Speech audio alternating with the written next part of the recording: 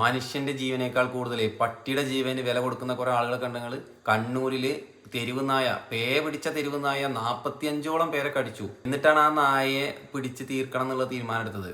അപ്പൊ അത് ചെയ്തത് തെറ്റ്, അങ്ങനെ ചെയ്യാൻ പാടില്ല എന്നും പറഞ്ഞിട്ടൊക്കെയാണ് ഇപ്പൊ ഇവര് നായയോടുള്ള സ്നേഹേ പോയത്. സുപ്രീം കോടതി പറഞ്ഞു അത് നിങ്ങൾക്കുള്ള ലൂപ്പ് ഹോൾ അല്ല, അത് ഇങ്ങനെ മോർട്ടലി ഇഞ്ചേർഡ് ആയിട്ടുള്ള ഇപ്പൊ നാളെ മരിക്കുന്ന നായ ഇന്ന് കൊല്ലുക എന്നുള്ള ഒരു ഓപ്ഷനാണ് യൂത്തനേഷ്യ. നായ മാത്രമാണോ നിങ്ങളുടെ ഈ വെഫയുടെ പ്രശ്നം?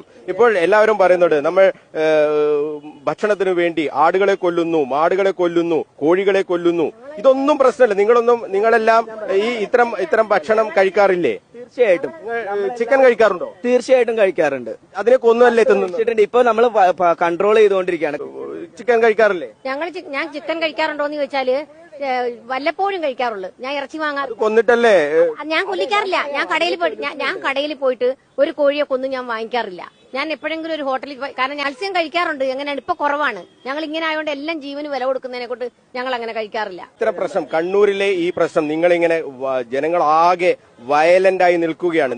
ഒരേ തെരുവ് നായകൾ തന്നെ പലരെയും 30-40 ആളുകളെ ഓടിച്ചിട്ട് കടിക്കുകയാണ്. ഇപ്പോൾ ഈ 2 ദിവസം മുമ്പ് ഇത്രയും ആളുകളെ കടിച്ച് നാടാകെ ഭീതിയിലായി. ആളുകൾക്ക് നഗരത്തിൽ ഇറങ്ങാൻ കഴിയാത്ത ഒരു സാഹചര്യം ഉണ്ടാകുമ്പോൾ അതിനെതിരെ ഒരു നടപടി സ്വീകരിക്കുമ്പോൾ അതെങ്ങനെ തെറ്റ് എന്ന് നമുക്ക് പറയാൻ കഴിയും? Rome was not built in a day എന്നാ പറയാ. ഒരു ദിവസം കൊണ്ടല്ല റോമ സാമ്രാജ്യം ഉണ്ടായിട്ടുള്ളത്. എന്തുകൊണ്ട് ഈ പേ വന്നിട്ട് അല്ലെങ്കിൽ റാബീസ് വരുന്നതിന് മുന്നേ പ്രിവെന്റ് വന്നു കഴിഞ്ഞല്ലോ? ഇനിയത്തെ സാഹചര്യമാണ് വന്നു കഴിഞ്ഞാൽ മൃഗസ്നേഹികളെ ഇടപെടും, തല്ലിക്കൊല്ലുമ്പോ ഇടപെടും, ഓട്ടോമാറ്റിക്കായിട്ട് ഇടപെടും.